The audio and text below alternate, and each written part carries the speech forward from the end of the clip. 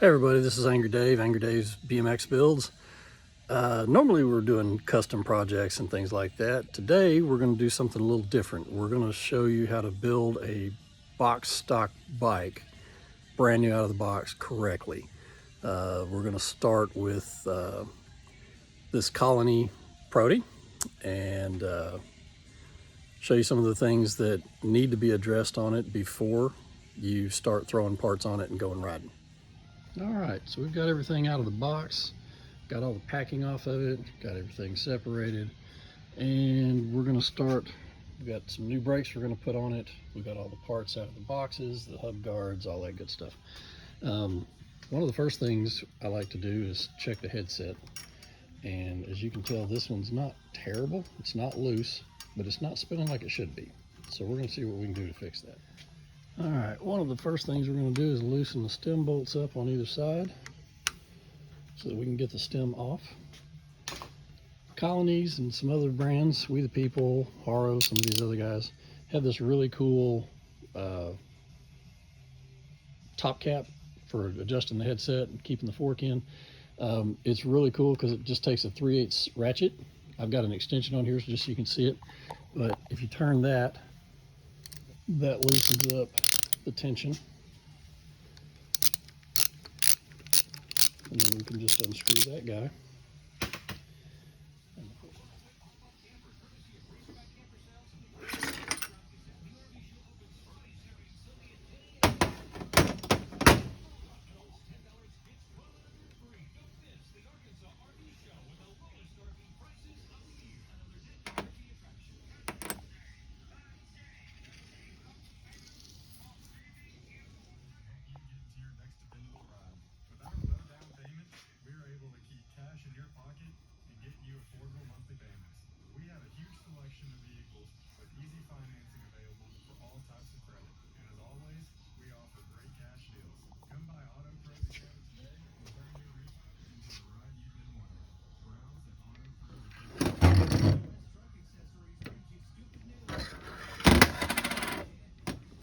We want to pull all the bearings out of the frame, off the fork, put a little coat of grease on it.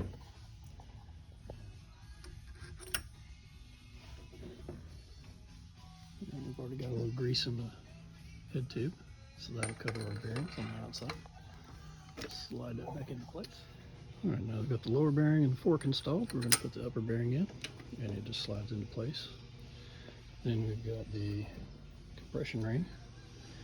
That's going to slide over the headset. Make sure that side goes to the bearing and it's flat on top, not the other way around. Slide that guy into place. And then we can put top cap back on. And it slides down and that kind of locks everything in place. Bearings flushed all the way around. All that good stuff.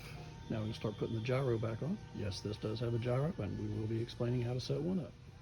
One of the cool things about modern BMX bikes is that you have the ability to put in gyro tabs directly into the frame, so you don't need a lower headset cup mount like you used to back in the old days. So that means you could take your new gyro and just slide it over. We'll attach cables here in just a minute. That allows us to put stack washers on. And these are adjustable. You can put them wherever you want to.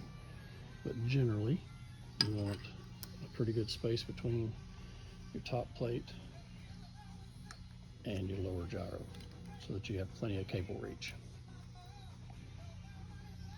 Now we're going to put a little grease on the stem and put the top cap back on. All right, we've got a little bit of grease on the inside of the stem. We're going to slide that down and set it back on there. The gyro is, the top plate is directional, so you need to make sure that it lines up like so. And then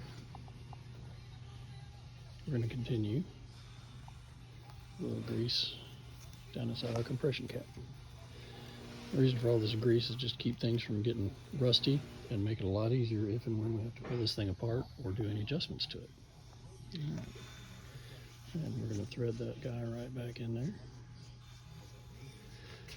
And with the headsets, These don't have to be super crazy tight. All they're doing, their sole purpose, is to take out any slack between the bearing and the fork and the headset. So this is simply just a preload, not, so like I said, we don't have to get this super tight. We just need to adjust out the side play so that there is no wiggle in the fork, but you can see how much freer and smoother that spins already. Way nicer. And we pull the stem bolts out, put a little grease on them, again, help prevent rust, and to make things easier to come apart and go together much more smoothly. None of this gets done in the factories usually. It's up to the bike builder to do that. And if you buy the bike in a box, that's you. All right, we loosen up the stem bolts, remove the top cap. Got a little bit of grease on those as well, and ready to mount the handlebars. All right, we've got the bars on. The stem is loosely tightened up. I wanted to show you a couple things. Very important when you're setting up your handlebars. Make sure that the gap between the front and the rear of the stem are equal, because you don't want the front doing all the clamping or all the back doing all the clamping, because your bars will slip and move, and then you wind up over tightening bolts and breaking bolts and stripping things out. So if you just put them level, the front and the rear, they should be fine. Another thing is the tightening pattern. You want to do an X pattern. So you want to start up front, go to the rear, across, come up, snug that down, and then do your last one. And you want to do that all the way around until everything is tight and snug where you want it. That will keep your bars from moving and keep you from over clamping or over tightening the stems. No wiggle up and down, and it spins like this.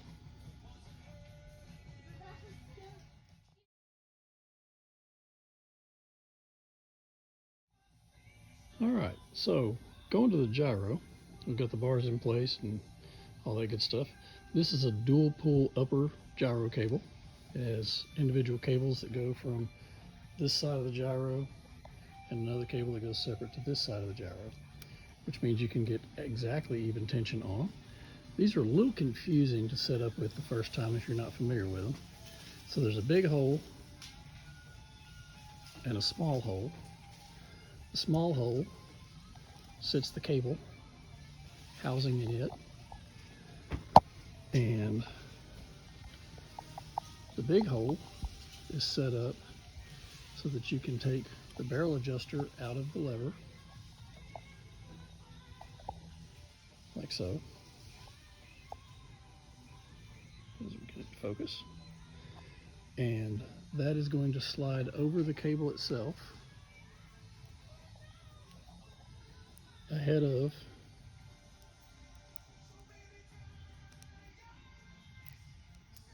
the adapter, and we'll put that on there, and then we can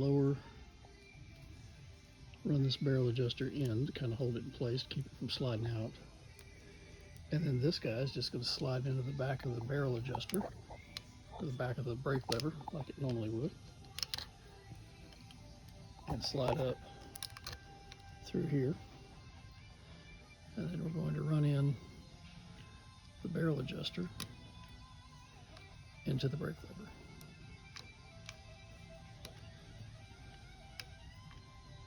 So the barrel adjuster goes on the outside of that piece, and then it's going to thread in to the brake lever.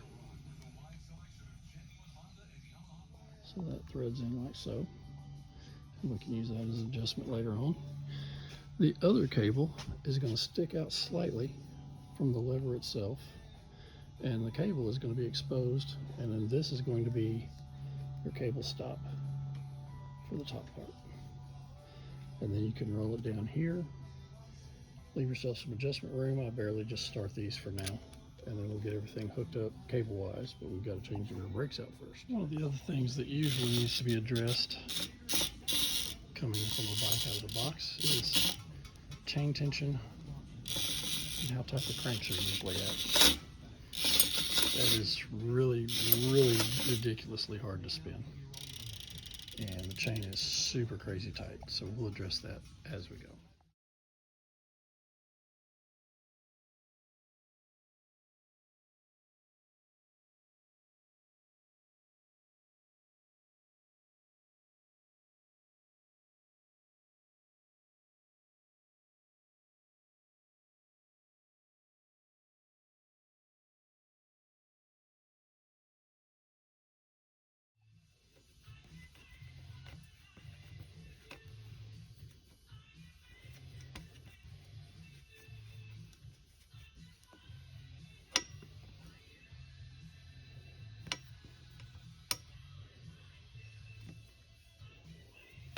We'll leave that loose until we do the final setup on them.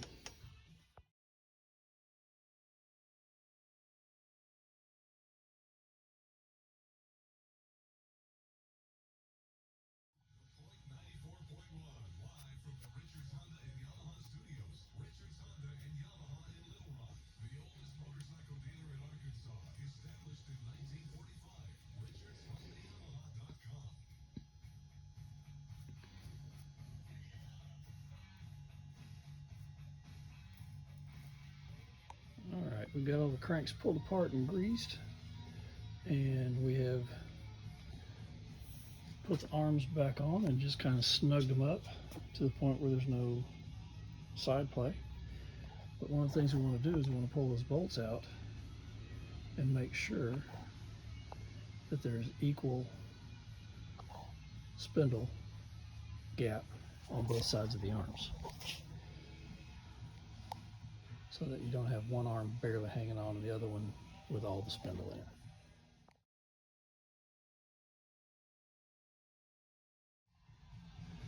The other reason we want to do all that and check the crank to make sure they spin good, it took me a breaker bar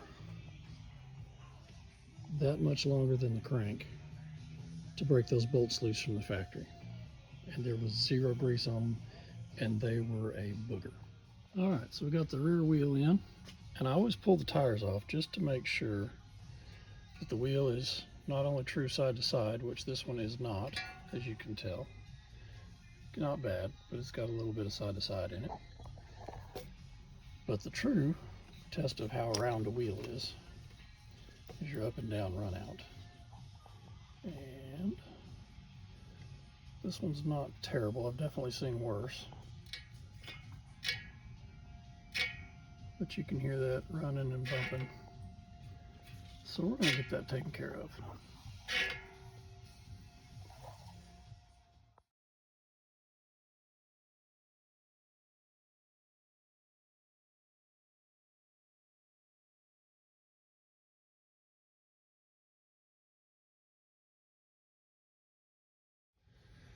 All right, after some wheel truing, we got the up and down out of this thing. And since we were there,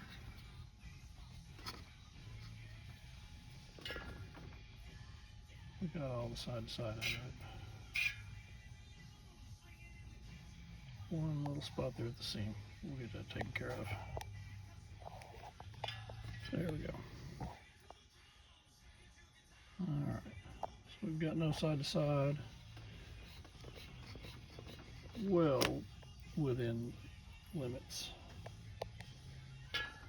But we also have no up and down, which means that this wheel is round. And we also were able to adjust all the spoke tension, make sure the wheel is good and tight. Has lots of spokes are tight, not coming loose. There's no wiggle, there's no loose ones. That makes for a strong wheel and a long-lasting wheel set.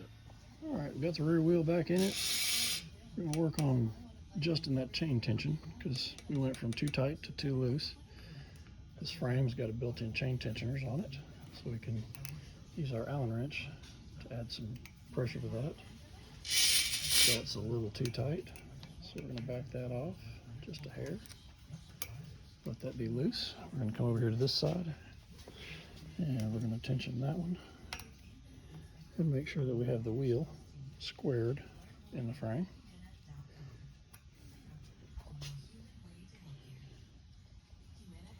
It's hard to get the camera to focus in, but you basically want to center the wheel of the seat tube and make sure that your sides are even from the top on the brakes, and then we'll get the brake pads adjusted and get the brakes set up. All right, we'll try this and see if this gives us an idea. So we've got our pads loose, and we're going to push the pad, the brake arm, up against the rim, and we're going to get it flush this way, as well as following the curve of the rim this way, so that there's nothing too high or too low. Then we're going to push our thumb against it and hold it tight and use our finger to guide it. And we're just going to slowly snug that up until we think we've pretty well got it. And then we can grab it, keep it from twisting.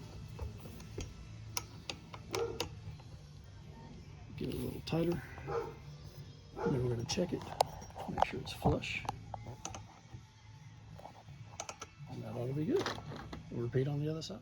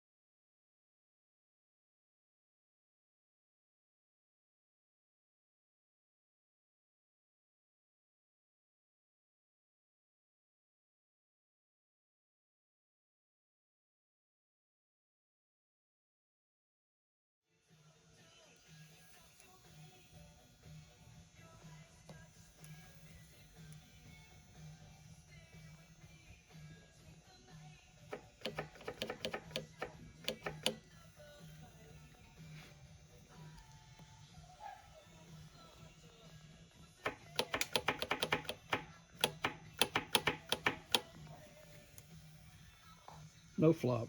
Setup feels great.